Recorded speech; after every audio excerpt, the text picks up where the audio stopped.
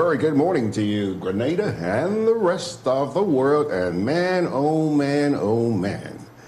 A lot of good things happening so far today. First of all, you take a look outdoors. It's a gloriously beautiful morning. Hardly a cloud in the sky. Hardly a cloud. And not only that, I've got company here this morning. Yaman. He's not alone this morning, feeling so damn proud of himself. Friends, this is George Grant saying welcome to the Wednesday midweek edition of Gudday Grenada. And yeah, there they go. The race is on. There they go. Tell you who's there in just a wee bit. But first, let us take a look at the rundown and see what sort of mischief we're going to get into this morning. First of all, this being a Wednesday, we do have, the weekly piece put out by the National Democratic Congress. Very interesting piece this morning, Pilgrims. Very interesting piece that really caught my attention. I was impressed. The piece is actually captioned, "Renewed and Energized to Take Grenada Forward." Often you hear a lot of criticism and condemnation and blah, blah, blah. Totally different approach this morning. And that's why I said I am impressed. So we're going to share that with you in just a wee bit. Then I have another little video for you this morning. Today it is captioned, "The Colonial Masters Were Very Clever."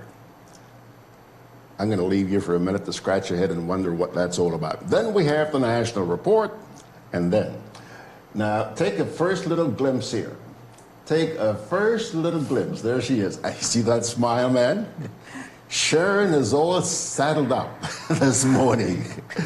And I use that term literally. So we're going to get to Sherron in just a wee bit. Now, let's get right down to brass tacks with our first piece this morning. It's this week's edition of the NDC Heartbeat. This year, the National Democratic Congress turns 32, a milestone of which we are proud, as we are certain all Grenadians are. This also marks a historic year. We head into our annual convention where a new leader will be elected as we take the organization forward. Our party was founded on October 18th, 1987, at its first convention at the St. Andrew's Anglican Secondary School on the basic principle that a system of parliamentary democracy in which the supremacy of God is in all things recognized is best suited for the people of Grenada.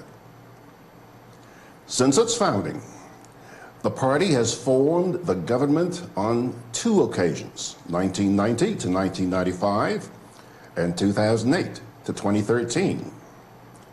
From 2003 onwards, the NDC has enjoyed the support of 40% or more of the electorate in all general elections. The plentitude of gains and achievements of the NDC in only 2 terms in office speak volumes for the quality of men and women who have served our country through this great organization. Ours is a legacy of which we are justly proud because the strides made on behalf of our people stand head and shoulders above the efforts of those who have been in office for 25 of the last 36 years.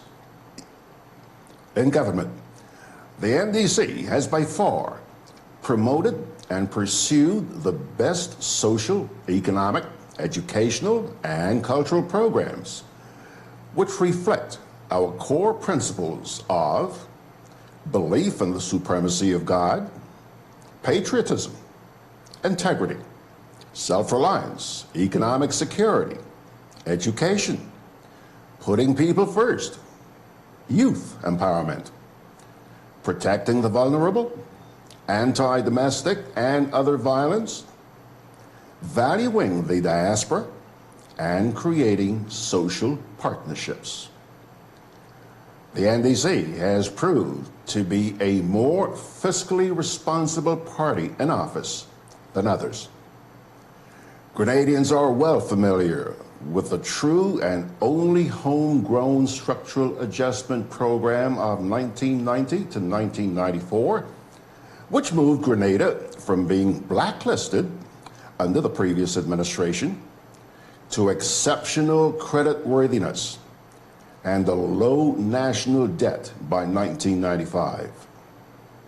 Again, on assuming office in 2008, it fell to the NDC to stabilize and steer a brutalized and distressed economy in the midst of a global economic crisis. Fiscal discipline helped our country secure funding from the World Bank for its single largest project approval ever, in the sum of $70 million. Then, there was the speedy reconstruction of the heritage buildings now housing the financial complex after the devastating fire in 1990, just months after the NDC assumed office. Contrast that with the state of our many damaged and destroyed heritage sites since Hurricane Ivan in 2004. Under NDC, there was revival of the Festival of the Arts in 2009 to 2010, and the establishment of the Spice Word Festival and the Spice Mass Corporation in 2010 and 2011, respectively. By far, the NDC has had the most progressive legislative agenda that now brings direct benefits to the people. It was the NDC in government that introduced the Child is a Child law, bringing equality in all things between children born in wedlock with those born out of wedlock. The NDC changed the inheritance law to allow a surviving husband or wife to inherit half of their deceased spouse's assets where there is no will.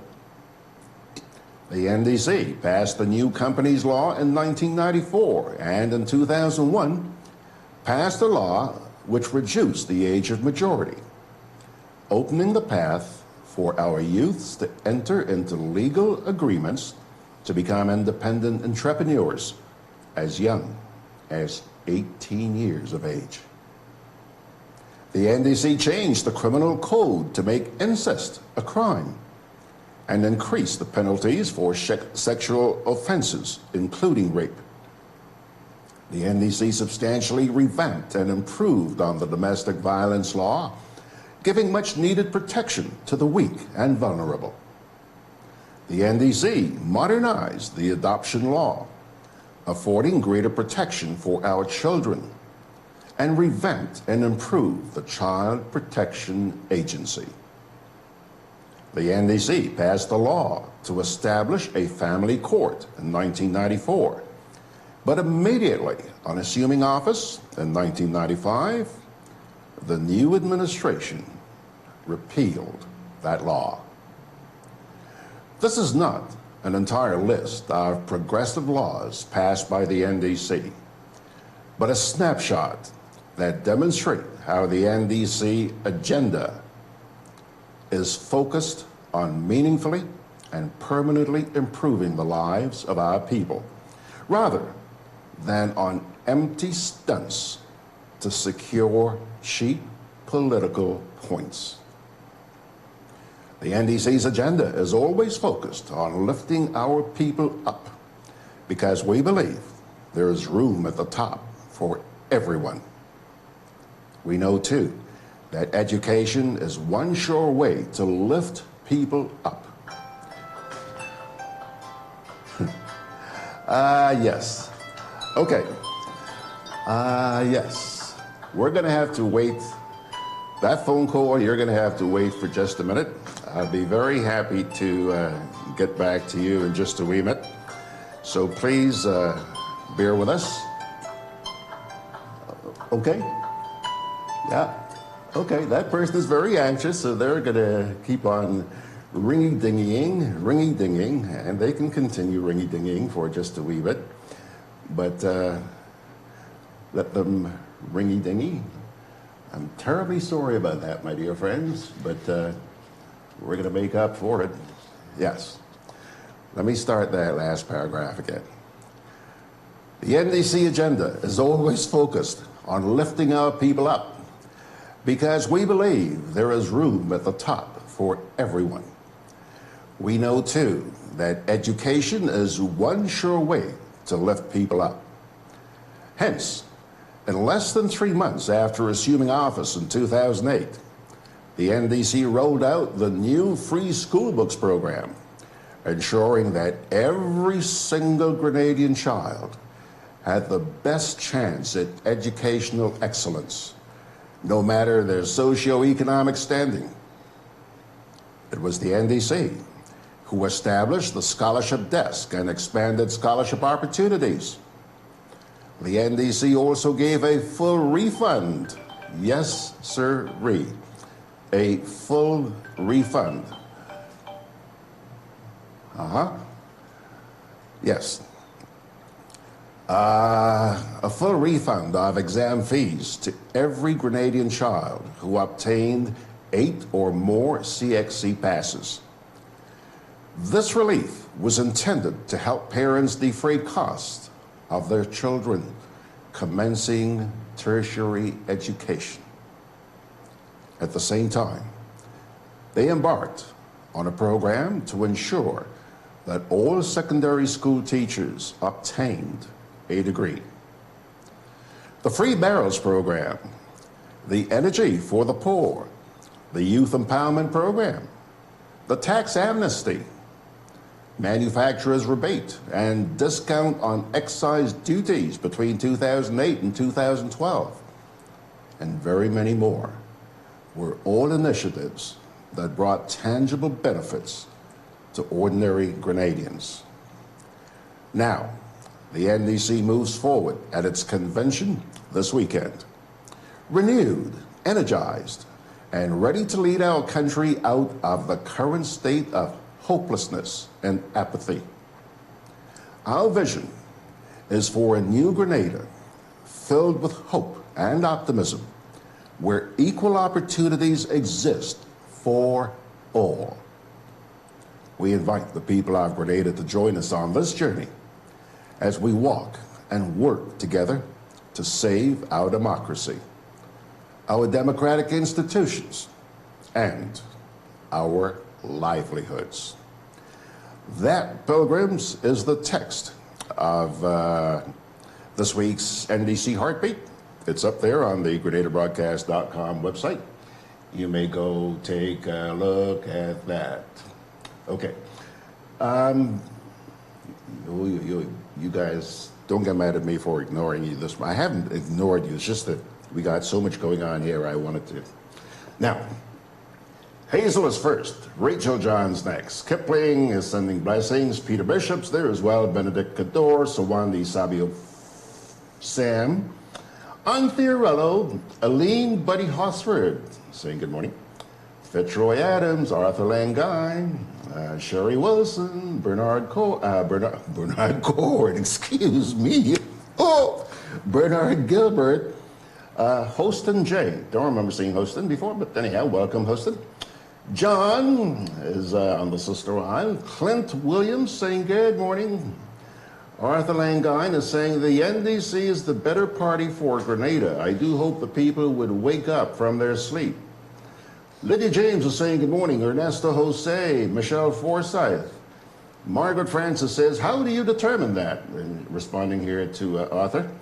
And Margaret also wants to know, what is the yardstick for measuring who is or isn't better? Good question, Max. All right, folks. Now, I'm rushing.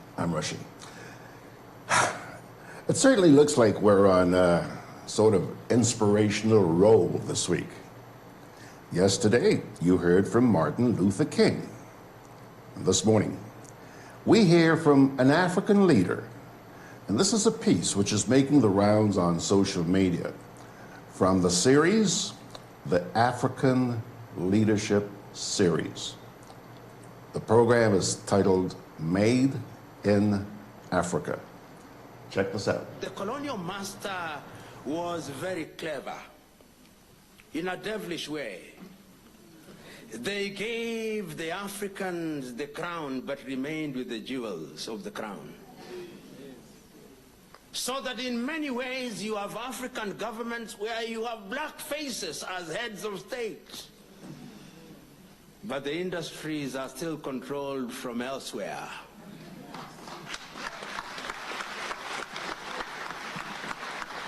That is the nature of the colonial. But in my own view, we cannot, as Africans, keep on lamenting, because the problem with us Africans also is that we are prisoners of sorrows and lamentation. So we say, oh, God, let's not allow God to enter into these things which we can do ourselves.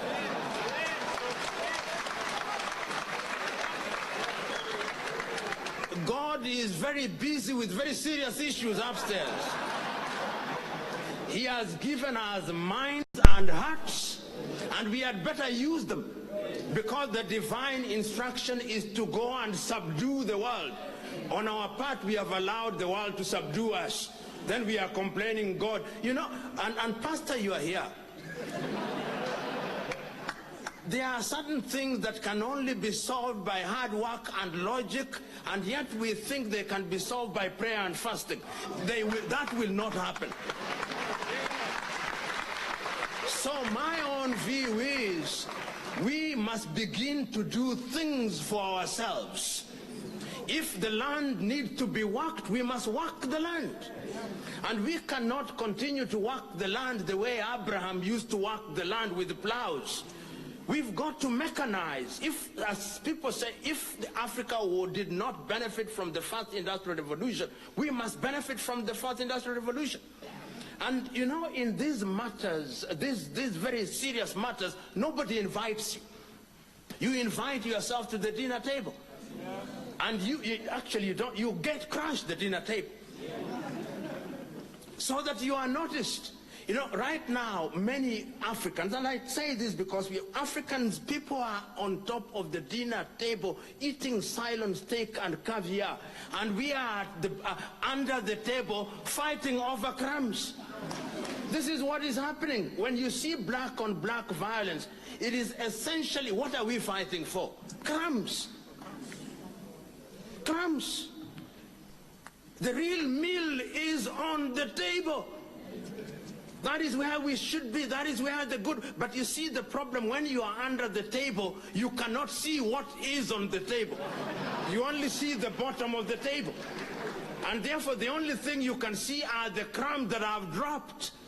And I'm suggesting to us, particularly we in the political class, deliberate efforts must be made.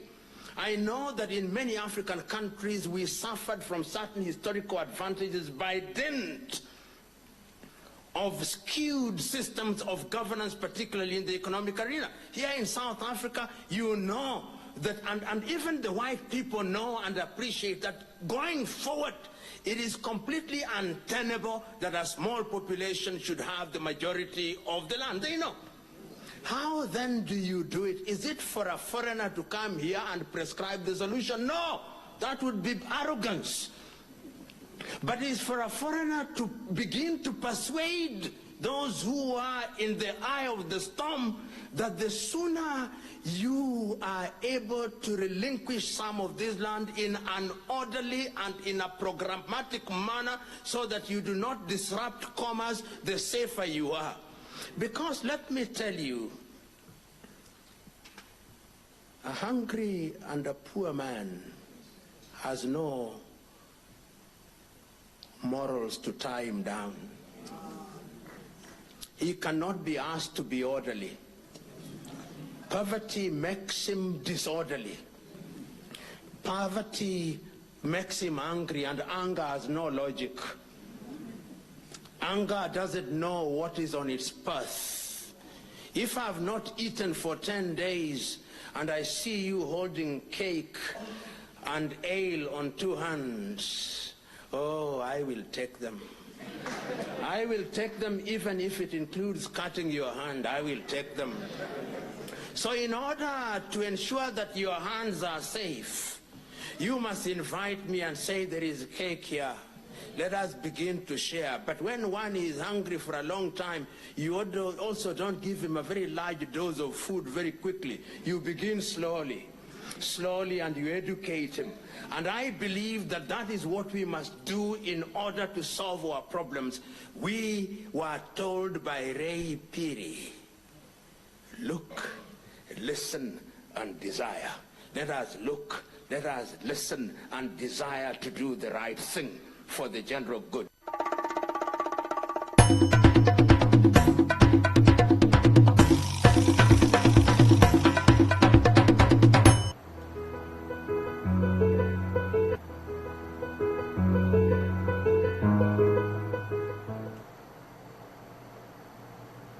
Okay, what'd you think? Again, inspirational, very much along the lines of what we heard yesterday. My dear friends, it's now moved on to 21 and a half minutes after 9 o'clock. Take this quick break, and then we will return with the National Report. In our part of the world, we need to be prepared for natural disasters like storms and hurricanes, even outside of the season. I'm sure you'll agree that keeping our loved ones, homes, and businesses safe is important. So, I came up with a few quick tips to help you stay safe. First, make a family disaster plan and ensure that everyone in your household is familiar and comfortable with it. Remember to add batteries and flashlights to your emergency kit. Now, for electrical safety. Familiarize yourself with your electrical panel, as it may be necessary to switch off the power during a storm or flood. Make sure you install a transfer or isolation switch to prevent your generator feeding electricity to Grenlec's line. If trees are too close to power lines, call Grenlec at 237 for advice. By following these easy steps, you will be well on your way to being hurricane ready. Don't be caught off guard by natural disasters. Prepare now. For more information, visit grenlec.com.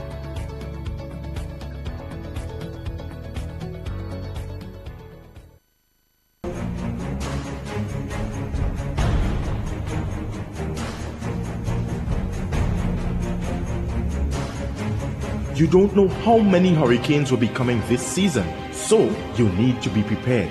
At Hubbard's Hardware and Building Supply Departments and Food Fair Supermarkets, everything from canned foods, flashlights and batteries, to plywood, tarpaulin, lanterns, roof repair kits, water tanks, etc. are available. For over 90 years, we've helped you prepare for and recover from storms. Hubbard's Hardware, Food Fair Supermarkets, and the Grenadian General Insurance, an integral part of your hurricane preparedness plan.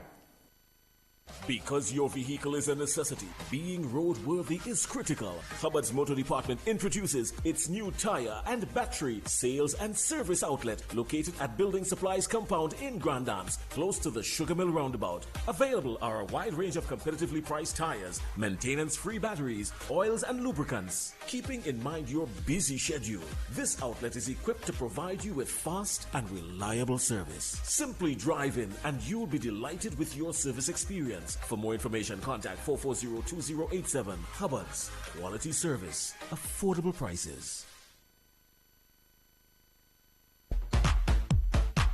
I'm always on the move. Training, traveling, competing. So it's good to know I have Co-op Bank in the palm of my hand. Introducing e-banking, one of many customer convenience services from Grenada Cooperative Bank. And there's more to come. It's swift, simple, and secure. Welcome home.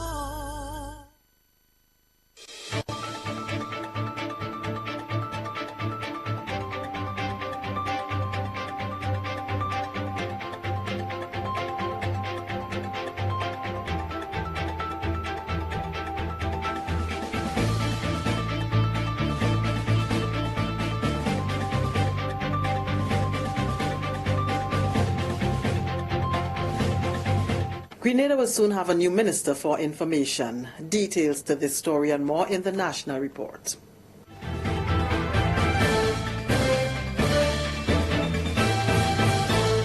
With the details to the news for Tuesday, October 29th, I am Leslie Ann Johnson. Effective November 1st, 2019, Minister for Education, Human Resource Development and Religious Affairs, the Honorable Emmeline Pear, will become the new Minister for Information. It is the only portfolio change announced this week. All other portfolios will remain the same. Senator Honorable Winston Garwe, who was the Minister with responsibility for disaster management and information in the Ministry of Climate Resilience, the Environment, Forestry, Fisheries, Disaster Management and Information, maintains responsibility for disaster management. Grenada's economy will be significantly impacted with the expected increase in cruise ship calls during the winter tourist season from 2021. Minister for Tourism and Civil Aviation, the Honorable Clarice Modeste Kerwin, who recently returned from a meeting of the Florida Caribbean Cruise Association, the FCCA, in Puerto Rico, says a number of cruise lines have already given their commitment. With Royal Caribbean Cruise Lines, we have in 2019, the winter which starts in 2019, we have 19 calls expected. In 2020, we'll be getting 29 calls, so an increase of by 10, which is significant for us. Carnival, we'll remember some years ago, Carnival pulled out. We have been caught in Carnival because they're the biggest cruise lines. They have another of sub lines that work with them. I think maybe something like 9 or more. And they have committed to starting back pretty big with us from January 2021 to April 2022. They'll be doing 12 calls, and their capacity is 2,656 passengers, and the crew capacity is 920. We'll be getting 12 of those calls, and depending on how we play our game, the numbers will certainly increase. The minister says her team also engaged Virgin Voyages on adding the destination to their itinerary. MSC Cruise Lines, in the winter of 2021 to 2022, they'll be doing an increase of 10 calls for us. And we also engage Virgin Voyages, which is linked with the Virgin Airlines, but not managed by them. They are looking at including us in their itinerary. They have just started into cruise. So they'll be doing the shorter cruise initially and, you know, working their way through. But they have committed to look at Grenada for 2021-2022. Minister Modeste Kerwin says cruise lines are also embarking on PPPs in the Caribbean and follow-up talks will continue. Caribou has not been left out of the discussions, and a commitment was made by Holland America Group of 10 calls to Caribou in 2020. This is the National Report. More news after the break. Did you join the public service on or after February 22nd, 1985 and have since retired? This might be important to you. Government understands that the NIS pension may be insufficient to take care of your needs. So, while it awaits the court's ruling on the matter of pension for public officers, government has taken action to protect your quality of life so that you can take care of your needs in the meantime. Persons who joined the public service on or after February 22nd, 1985 and serve continuously in an established position for a minimum 26 years and 8 months and retired at age 60 may be eligible to receive an advance payment, which when combined with NIS represents 70% of their last salary. For more information, call or visit the Pension Secretariat in the Department of Public Administration, Ministerial Complex, 440-3767. Continuing the news, increase in investments, visitor arrivals and export earnings. Some of the expected benefits of Grenada's participation in Expo 2020, which began on October 20th and runs until April 2021. Grenada has launched its promotional campaign titled On the Road to Dubai Expo 2020. During the weekly post-cabinet briefing on Tuesday, Minister for International Business, the Honorable Nicholas Steele, said the International Expo holds tremendous benefits for this country. Expo 2020 Dubai begins October 21st, 2020. And the other significant date for us, or the most significant date for us, is the Grenada Day. Grenada Day is January 15th, 2021. This expo is the first expo that is going to straddle a Christmas or holiday period as well, which presents for itself numerous opportunities and challenges. It is also the first expo that Grenada has its own pavilion. Our pavilion is approximately 2,200 square feet, already constructed. I saw it last month when we had a site inspection. We will continue to be monitoring the inspection of the site. The interior of the pavilion was designed through a competition here, designed by Grenadians, for Grenadians, we can say. A local organizing committee has been put in place to plan the Grenada leg of the event. It will include a national day on January 15, 2021, and a pavilion designed to showcase everything uniquely Grenadian. The Grand Etang Rainforest, Chelsea Flower Show, underwater sculpture, cuisine, culture, arts, among others. To date, 15 manufacturing enterprises have confirmed their participation in the expo, and there is room for more. We also have partnered with one of the restaurant providers in the pavilion this time, and they are going to be visiting Grenada, and they will be, at that restaurant, will be selling Grenadian product or a Grenadian menu. They are coming to Grenada to try as best as possible to use as much as possible of our local produce, but most definitely it will be our local recipes that will be used.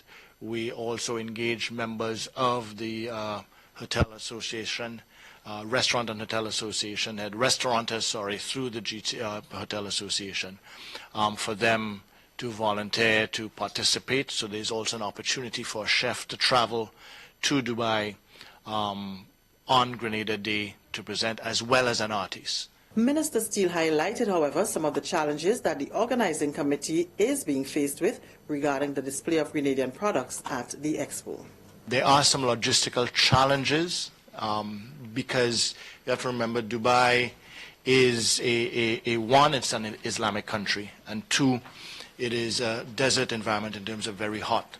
And our produce in general, or quite a lot of our produce, is either alcohol or chocolate based. Both of those are challenges that we are working around. We have found relatively acceptable solutions. That is one of the reasons why we also went and partnered with a restaurant provider there within the expo, because alcohol cannot be sold directly in the pavilions, but can be sold at the restaurants. So the fact that we have a Grenada restaurant there, while we're not managing it because we don't have those resources, or so, it will be selling or can sell our alcoholic products there. At the pavilion, unlike other expos, you can't give out sample bottles. You can give sample tastes of alcohol or chocolate or so in the pavilion, in our pavilion, but you can't give out the small bottles. Grenada's theme for the expo is Grenada enhancing its environment through the movement of its people, culture, products and services. And finally, the Morris Bishop International Airport is boasting of continued success as it celebrates the 35th anniversary of its official opening. A Thanksgiving service and award ceremony was held on Monday at the airport formerly known as the Point Saline International Airport, which was constructed with assistance from the government and people of Cuba. General Manager of the Grenada Airports Authority, Mrs. Wendy Frances Williams, says from the GAA's standpoint, they have been succeeding over the years. This milestone today of being in operations for 35 years is commendable, and the GAA as an entity is grateful for the support from government and all its stakeholders for its achievement over the last 35 years. But one thing we must boast about, I don't like the word boast, but one thing we can say at this point in time is that we have been profitable over the last 6 years, and consistently so as a government entity. 28 stalwarts were recognized for their dedication to the airport for their services of 30 to 35 years. Among the recipients were the supporting agencies of the airport. Mrs. Williams expressed her gratitude to the staff of the GAA and assures them that improvements will be made in various departments. To the staff of the GA and airport community, thank you for the human services we all have provided to attain such an achievement.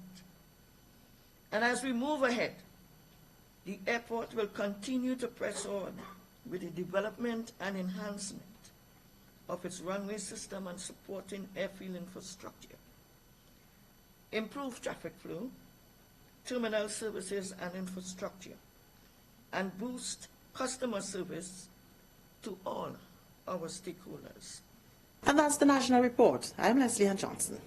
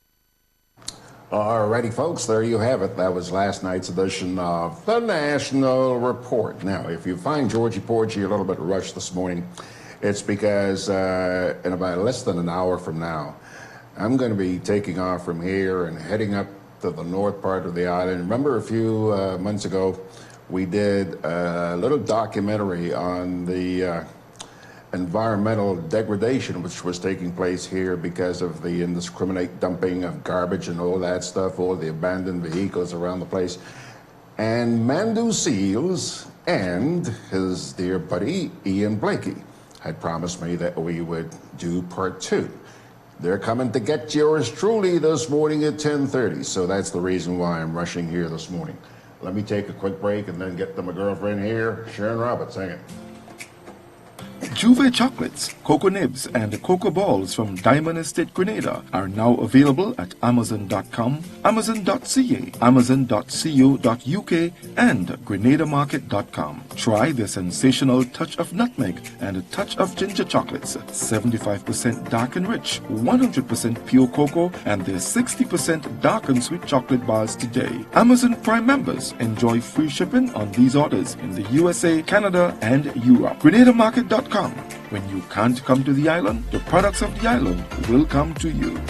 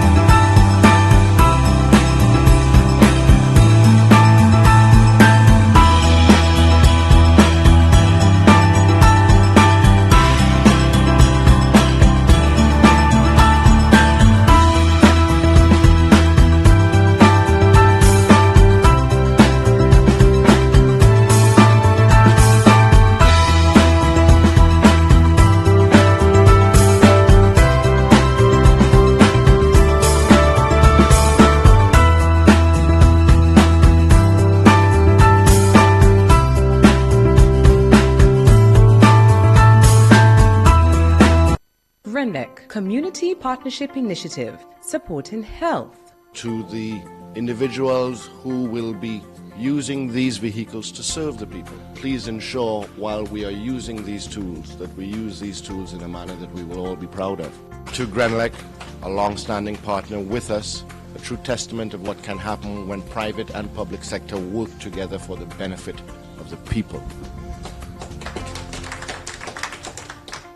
GRENADA, energizing our community.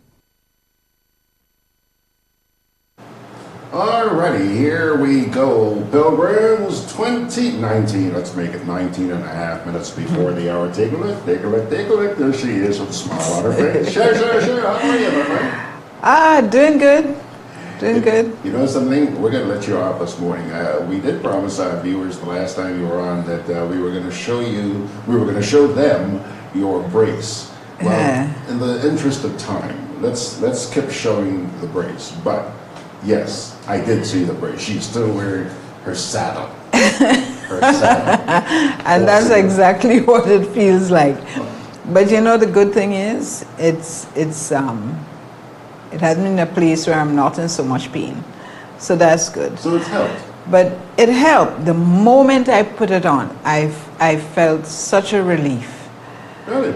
Yeah, because I think, well, from what I've seen from the pictures, there's off balance and a little crack and a little spurs and all this kind of things. I turn it into a horse, it seems. Man, you should horse around a little bit more. You'll have a lot less pain. maybe that will put everything back in place. So next week we start back on the beach. I can't walk as much, but or I shouldn't. I'm sure I can. So by Monday, please God, we're back on track. We're back on the beach. You heard that? Yes. You heard that? Well, by the way, Margaret says, good to see you, Sherron. She says, I'm with you. Yeah. So, sorry, I missed you. Missed seeing Max. Yes. That was a quick visit, man. Real. Thursday and Sunday morning, I think it was. And unexpected. I was looking at on Thursday night and I'm saying, who is that in the studio with George? Yeah. So anyway, it was good to know that you were in the same landmass. And let me tell you something. I don't want her to hear this, okay? But I'm going to tell you. This lady, I saw a picture from that. She came for a wedding. I saw a picture of the frock that she wore to that wedding. Do you know that this woman hand knitted that thing? Wow. The last time I saw a hand knitted dress, Miss World, Jennifer Houston, the dress she went up was hand knitted. Oh, really? Crocheted, not knitted. Well, crochet or hand, don't let Margaret hear me telling you this. Crocheted or hand knitted, whatever, but she did this thing herself. Beautiful. I fell in love. What? I hope she hearing you. No, I think she's in the office right now. She's okay. So, okay. Anyhow, Sherron, so what's up your sleeve this morning, girl? Well, you know, Friday, Saturday, All Saints, All Souls, and in Pittimartinic we celebrate both days. In Grenada, I understand some people go on the first night, on the 1st of November, and some go on the 2nd. Okay. In Pittimartinic we go on both. Because the way the island is sort of constructed that, well, you know, everybody related, but some of your family in Madame Pierre, buried in Madame Pierre, and some buried further down. So when you come to the crossroad by the school, you have some of your family up the road and some down the road. So one night you may go up and the next night you go down. So you put candles. And it's a time that the relatives get together and reminisce about your ancestors, those past. Around the graves? And yes, and you put candle and there's asham time. No, we're talking. Right? And there's some pranksters and all that. But this is what we do. So of course we have to send candle up to Pittimartinic because I'm not going up this year. Okay. I'm going to be down here, so because the parents are down here. Okay. So we send up to put on the grave of the grandparents and relatives. So that is this weekend taken care of. A lot of people turn out for that? Lots and lots of people. And you wouldn't believe that people who actually steal your candles, Yeah. which is sickening, because 2 years ago we went to put candle on my parents' grave, and we just walked across the street and a little higher up, you know, when you turn the corner to go up by PBC, my grandmother is there, and we went across to put there, and by the time we got back to our parents' graves, the candles were gone. You know, it was so encouraging just a minute ago to hear you mention that it's a time when people reminisce about their ancestors. That's you know? right. But let me tell you, I have not been to a cemetery at All Saints since I came back here, so about 30-something years ago. Wow. But I have driven by, and it seems like, for example, the one in Grenada, it's just a big party. Yes. Yeah. And right now you have people cleaning their graves, like in Pitamatnik, this couple of days would be cutting grass, cleaning grave, painting graves. In August we had a big thing here because we had a lot of the grandchildren visiting for Carnival.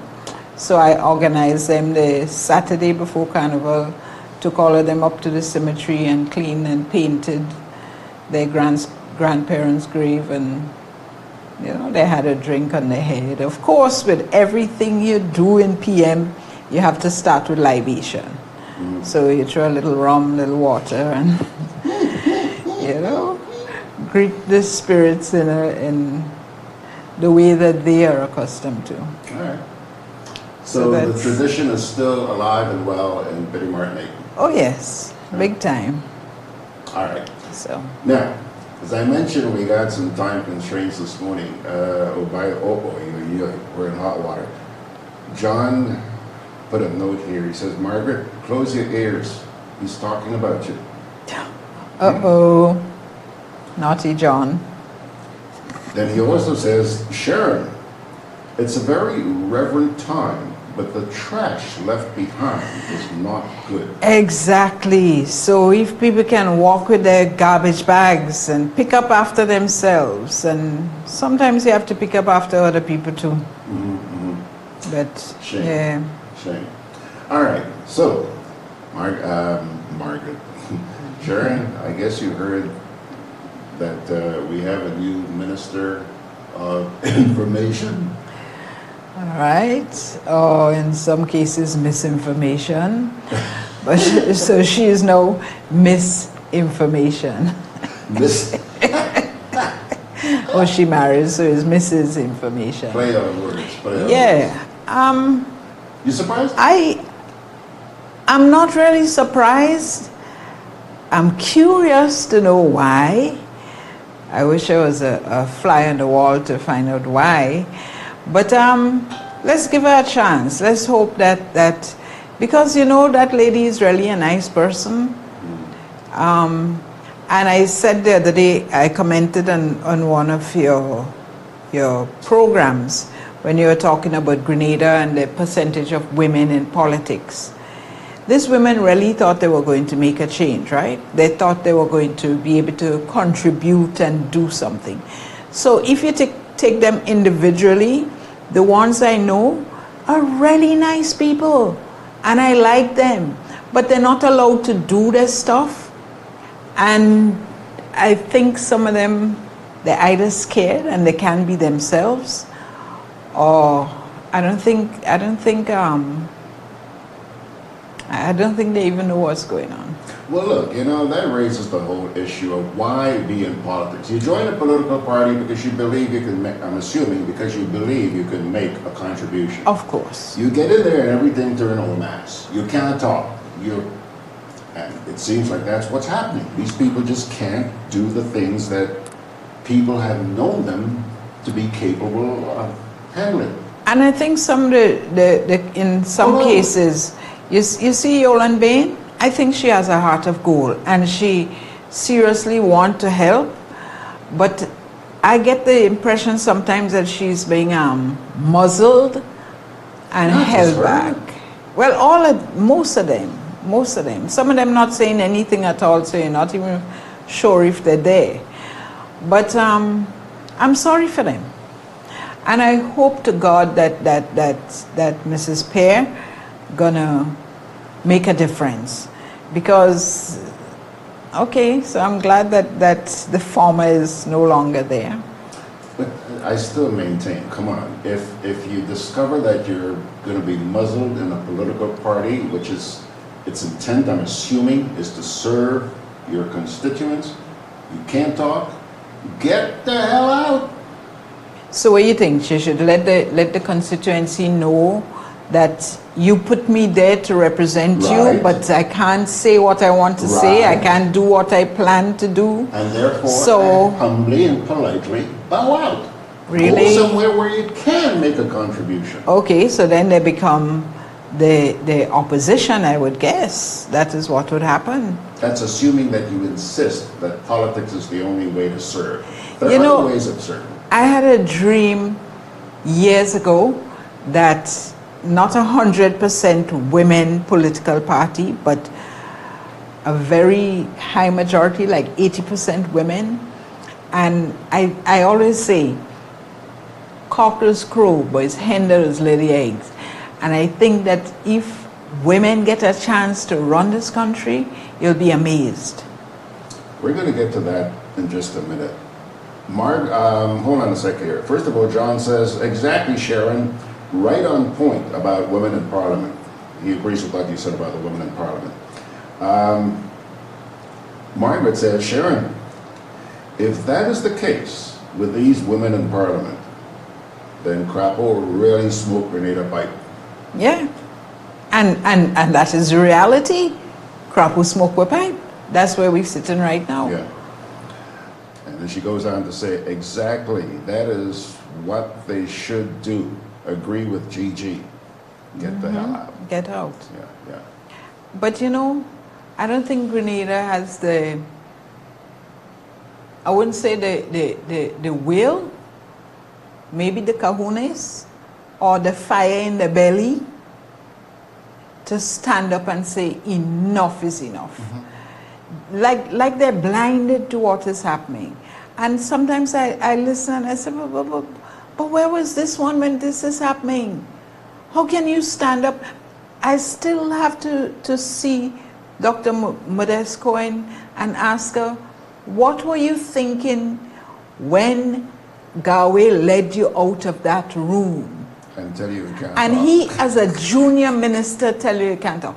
What were you thinking? Were you in shock and you didn't catch yourself until you maybe reach in your vehicle or in your office? Because that woman I know is such a dynamic person, normally. Which raises another point. You say this woman is a dynamic person. That's your perception. But what if, Sherron, you have to look at both sides. What if you're wrong? And what if, you know, your interpretation, your assessment of this lady is really not what you thought it was? Well, then I'd be disappointed in me because it would mean that I'm a very poor judge of character. Yeah? Because I know her to be a good person to begin with, and she had a lot of fire.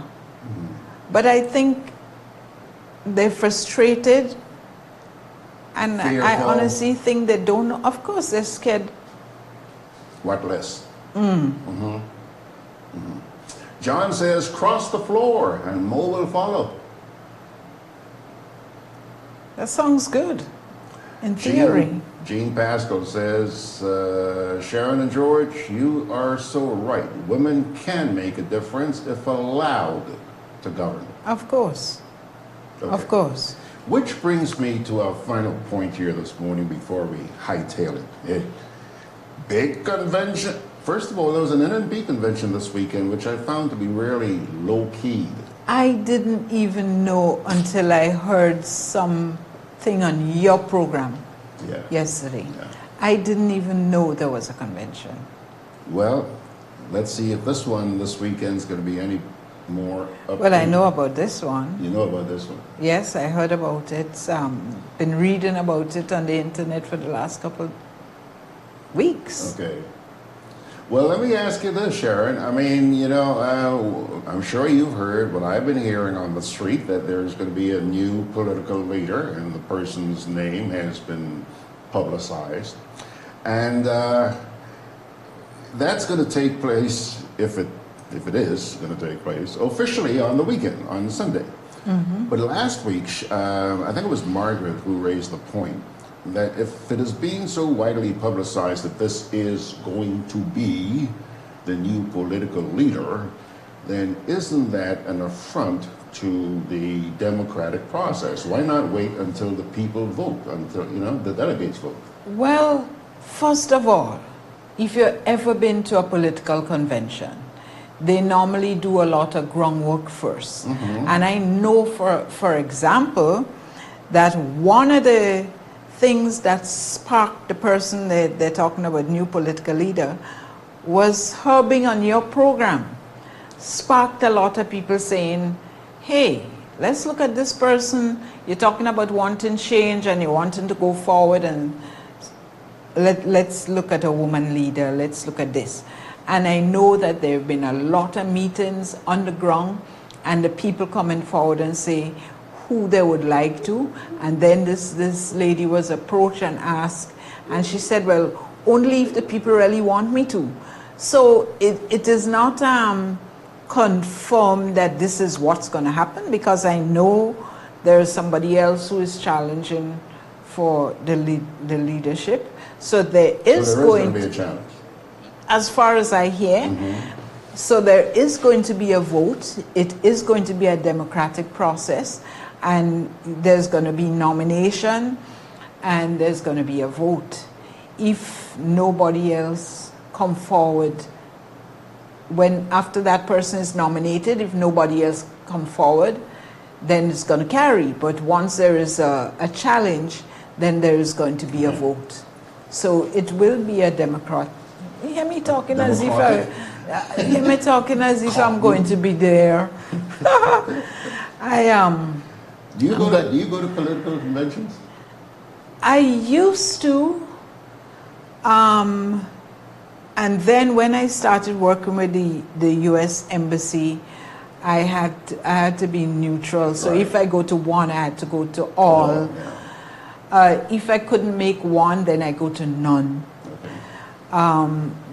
But if they carry it publicly on the radio or something, so I would listen. But I haven't been to a convention in many years. I know you didn't ask, but let me tell you this. I've only been to one political convention in my life. I'm 68. Okay. And that convention was the first convention after I came back to Grenada. I came back here in '86, and the first convention that the NNP had, this is Herbert Blaze, okay? And never been to a convention, totally at a loss, didn't know what the heck to expect. I went to this convention, I think it was in Telescope at the racetrack, and Mr. Blaze sat there, poor old gentleman, this is why I'm so fond of this gentleman, sat there, he and his wife, very humbly, and they were having lunch. And I didn't know you had to bring lunch. I didn't know what to expect, okay? So then Mrs. Blaze must have looked over and saw me sitting there all by myself. And she came over and says, Mr. Grant, you hungry? I said, not really, ma'am. She says, but you look like you're hungry. You didn't bring food? You didn't bring food? I said, no, ma'am, I really didn't know what to expect. So she said, Mr. Grant, come. Come on, sit down with me and my husband. So she brought me over to sit with Mr. Blaze. She said, Mr. Grant, look, all we have here is a little saltfish sauce and some rice. Don't mind. Just take it and eat it. You're gonna full a hole. Sherron, I felt so badly, but I was so honored. You know, Mr. Blaze is the person who talked me into coming back to Grenada, okay? Okay. And I respected that, and I loved and admired him since. But that is something I will never forget. And I just remembered it here because there's a comment from Carla Clement. She says, I agree, they're not blinded, but people have become greedy. She's talking about the women in Parliament. She says, they only see me, myself, and I. People feel if they stand up to that Happy Hill man, they will be ridiculed. I can't call him a prime minister because the only prime ministers were Mr. Blaze, Mr. Bishop, and Mr. Brathwaite. Well, I would disagree because I respect the position. I may not like the person or what they're doing. Is not so much not liking the person, but not liking what the person is doing. But I respect the position, so I respect that. You know, but and I don't think the women are greedy, because some look at what's the name, for example, social development. Donna Thomas. That is one awesome woman. You know, but you have to take each of them as individuals. Mm-hmm. And I really can't beat up on them because, and it's not because I can't beat up on women, because I can. I remember going to a workshop in the stadium, and it was a gender equality workshop. And George, I sat down there, and when I hear the way they're beating up on men, I had to say, excuse me, why are you beating up on men like that? This is a gender equality. They had about 3 men there, but oh God, those poor men didn't have a word to say. And I had to tell them that is not fair, that men are abused too, that men are afraid to speak out when they're abused, because they're ashamed that as big men, they're being beaten up and abused, not just physically, but verbally and emotionally. And a lot of times when you talk about, they say men don't step out on their marriage, you think they don't have women that don't do that too? But guess why the women don't be caught? Because they're smarter than the men. They're smarter than men. Men don't think through. Women do, you know? And a woman attacked me and say, you're a woman and you're criticizing women. I say, guess what? I have a father and 9 brothers. I have a husband and 5 sons. Guess whose corner I'm in? Okay.